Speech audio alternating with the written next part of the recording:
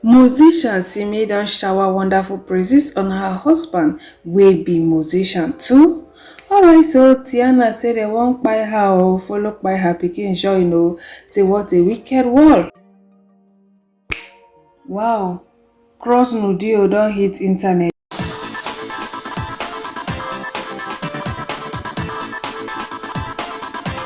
Alright, so my correct people them, superstar musician Simi and her husband will be AG baby. Una know say if we see them, we go say, oh Simi, oh I'm so happy to see you. Even her husband also we go see them, we go happy, go sweet our belly.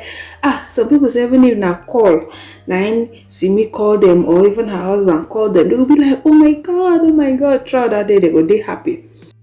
Even as their super don't get star or whether they call am superstar, e get some other people where they see they look up to, where we say if anything connect them with the people, their belle go sweet like say tomorrow and next tomorrow no day.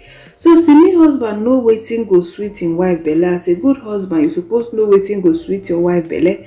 Like do first time between him wife and her favorite rapper J. Cole. Alright, me wanna watch the video. You need to remove your mask. Remove your mask. Hello. That's crazy. That's crazy. Was she at the airport? Yeah, she's coming here tonight. Oh, fire. Hello. How you doing? All of a sudden, you don't have words. Where's she flying from? She's flying from Denver. Simi Rice almost passed out. I am still giddy. If you know, you know. At Rio Colewall, the only person I will probably ever fangirl for. I was coherent for about 12% of the conversation, and for that I congratulate myself. And this is how you know AG baby is my baby. That's so nice. Yes, so to every man where they give him wife joy, may God continue to dey put butter for una bread, may continue to dey sugar una tea. If na honey na una kuku want to, instead of sugar, may Baba Goddess still pour una honey for tea. Abi if na mayonnaise una kuku want, in place of butter, may Baba Goddess still put am for una bread. Now so it's supposed be my correct people them. May every man the sugar in wife plus the honey in wife belly, and also every woman the honey, the sugar her husband belly too. Tiana Empire don't come we cry as she share adorable pictures of her daughter. Una know say she do marriage with Belle, yes, so she don't born. Congratulations to her and her husband. My cry people they wanna know say the husband na person own, whether na borrow she borrow am or abi na snatch am. Na that one I no. But my cry people them for the time of the marriage na everything scarce. So yes, so many people come they talk say na person husband or say the man just go Lagos, so man go find greener pasture. Now he don't go find greener wife. So my correct people them they can't do their marriage, so many negativity, people can't they call Tiana out, talky here and there and all that. So I don't know, say even as in the corner out, some people they go wish her say may she buy with the beleo. Say yes, so as she won't born the pikin or may she buy with the pikin. That's not nice now. Yeah. Waiting innocent pikin do now. Innocent pikin no say no be she cause say they bring her on wall this way. No be her fault now. So why would I go they pray say may she buy? It no make sense now. So make I read waiting the Tiana herself, right? Alright, so Tiana snap her baby come right, say they still wish you bye now that you are here.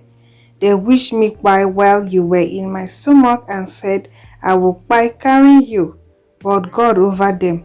You are here and still overcoming their daily wishes. May God continue to protect you, my child. Happy 2-month birthday. At King Tinuke Eliora.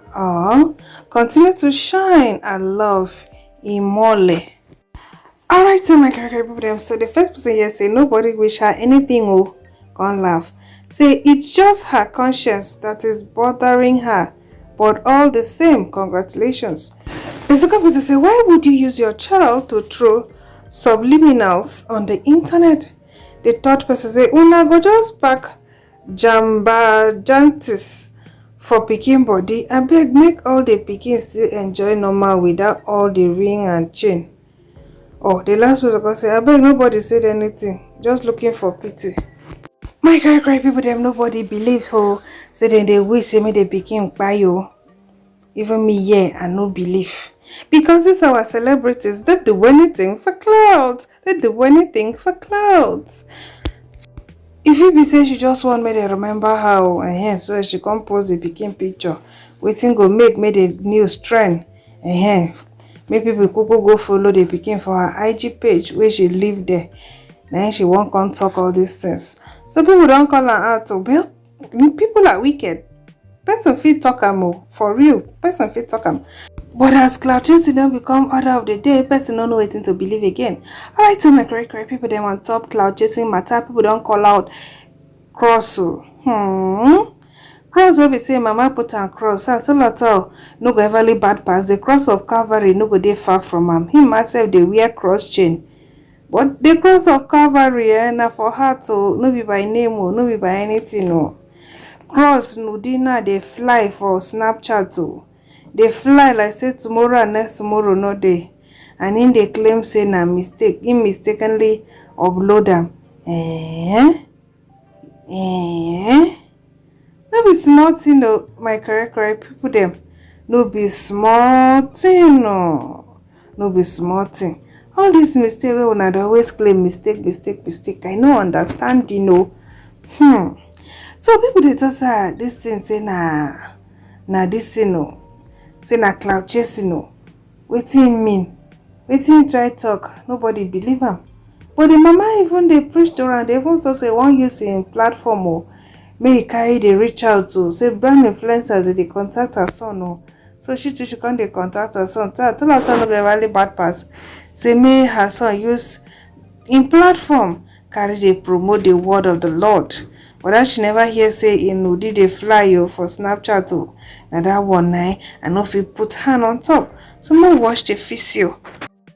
Companies are coming, brands are coming for their products.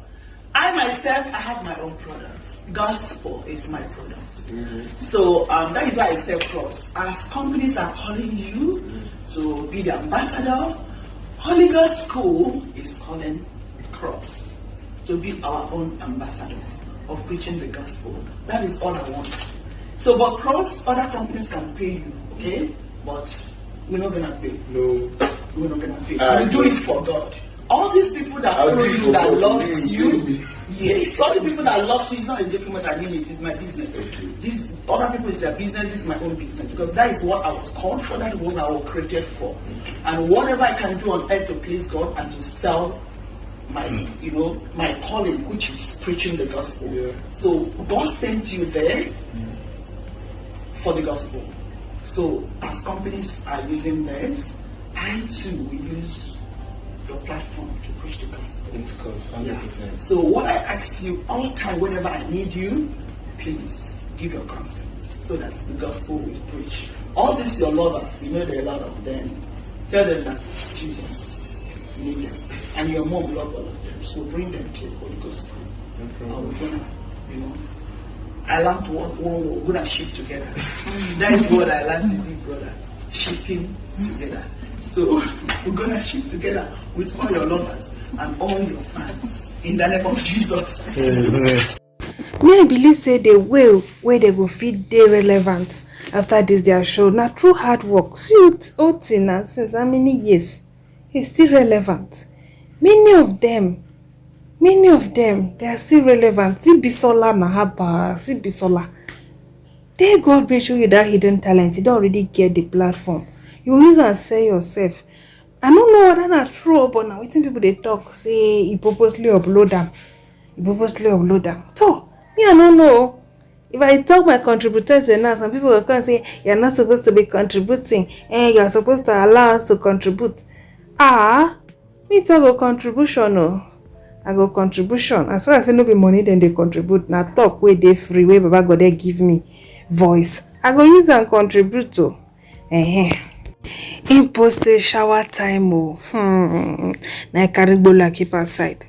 Ha, wait till I no go see for this internet. I go see celebrity puna. I go see Bola. They no know say I did on heavenly race. I did on heavenly race, so I cover my eyes with the bloody of the lamb. My cry people them I no gree put on here. I know want make some people be in there Josopi. Sobi. I mean na Josopi. Women they Josopi. What do women they do? I beg you. Nothing I no go see for this time about what they do. Hey, me una no spoil my heavenly race because I must surely reach the finish line, whether the devil like it or not.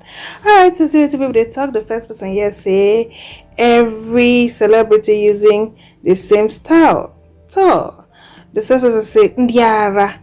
There's nothing like mistakenly post anything. He posted it and he just trying to be relevant. Or I say looking for sugar mommy that will find him. Alright, so the last person, yes, I don't think it's a mistake. Cross uploaded it for clouds. Then another person here say all of una don dey grace. The second person say this one just want chase clouds. The third person say what is his snap handle? The last person say he wants to train me con laugh. Cross abeg, try join your mama for the heavenly race. No be to come dey snap a video bola post. Or you say na mistake. I don't know all this era of people videoing their wetin they call say private is a part. When I don't turn into public part. Everybody just dey mental. Everybody just dey mental.